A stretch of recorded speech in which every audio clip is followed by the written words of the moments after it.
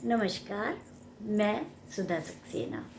भारतीय संस्कृति में पर्वों का विशिष्ट महत्व रहा है। ये अलग अलग पर्व, अलग अलग मास के पर्व हमें अलग अलग शिक्षा देते हैं। इसमें से एक पर्व है मौनी अमावस्या। वास्तव में मौनी अमावस्या मौन का पर्व नहीं बल्कि मुखरता का पर्व है। आइए आज मौन के महत्व पर ही कुछ चर्चा करते हैं।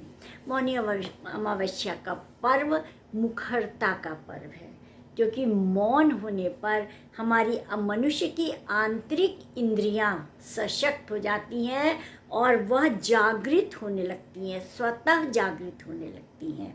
मनुष्य 5 ज्ञानेंद्रियों आँख, नाक, कान, जिह्वा और त्वचा की क्रियात्मक शक्ति से संचालित होता है। इन्हीं इंद्रियों से मन भी प्रभावित होता है। इसीलिए मन को एकाग्र और संतुलित बनाने के लिए और बाह्य प्रभावों से बचाने के लिए मुखर नहीं, मौन रहने का रास्ता सुझाया गया है। प्रायः लोग न बोलने को ही मौन मान लेते हैं, लेकिन नहीं, आपने गौर करा होगा कि आप जब मौन रहते हैं तो आपके अंदर बहुत सारे विचार उमड़ने लगते हैं। और मौनी अमावस्या के लिए है कि उन विचारों को नियंत्रित करके हमें सही दिशा में सकारात्मक विचारों का आह्वान करना चाहिए। और उन विचारों के द्वारा हमारी 5 ज्ञानेंद्रियां सशक्त होंगी और सकारात्मक कार्य करने के लिए ही प्रेरित होंगी। मुंह से नहीं बोल रहे हैं, कभी कभी ऐसा होता है, अगर आप मौन रहते हैं तो ये भौतिक प्रवृत्तियां अपना जाल बिछाए रहती हैं। आप मुंह से नहीं बोल रहे हैं, लेकिन तामसी प्रवृत्तियां जो हैं वह सजग हैं और वह निरंतर मन में कार्य कर रही हैं। क्रोध, लोभ, मोह और अहंकार का भाव यदि जागृत है तो मौन अपना प्रभाव नहीं दिखा पाता है और इसीलिए मन को नियंत्रित करना आवश्यक हो जाता है। मनुष्य जानवर के निकट का प्राणी है। इस अधम शरीर को हम कैसे ऊर्ध्व बनाएं, इसकी साधना का पर्व है मौनी अमावस्या।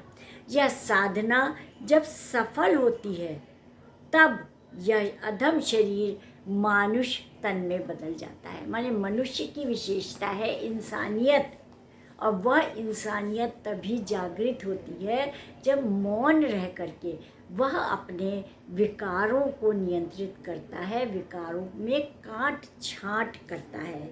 मनोविज्ञान ने जो अध्ययन किया है कि बच्चा जब माँ के गर्भ में पलता और आकृति लेता है तब भी उस पर बाह्य प्रभावों का असर माँ के माध्यम से होने लगता है। इसीलिए ऋषि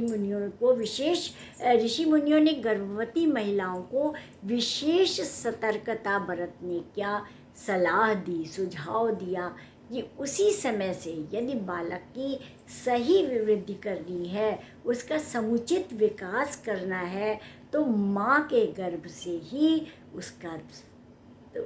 उसका पालन पोषण सही ढंग से होना चाहिए। और ऐसे माँ जो है वो अच्छे चित्र देखे, अच्छे विचार लाए, अच्छे ग्रंथ पढ़े, इन सब का असर बालक पर होगा, ऐसा हमारे यहाँ सदैव से कहा गया है। और उनके खान पान से लेकर के सारे शारीरिक और मानसिक सभी पर गर्भवती महिलाओं पर ध्यान देना होता है। क्रोध, उत्तेजना जैसे विकारों से गर्भवती महिला को बचाया जाता है।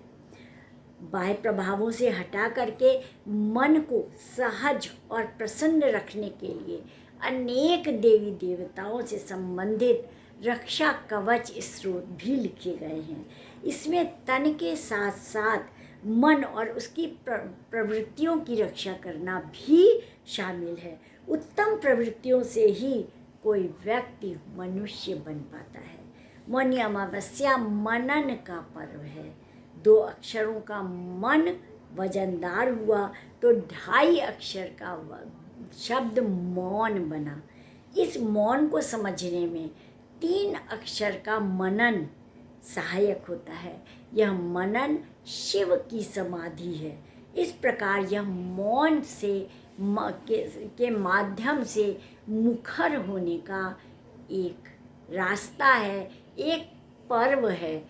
मौनी अमावस्या मनन तक, मनन से मुखर होने का एक पर्व है। तो आज इतना ही। यदि आपने मेरा चैनल अभी तक लाइक और सब्सक्राइब नहीं किया है तो कृपया कर दें। धन्यवाद।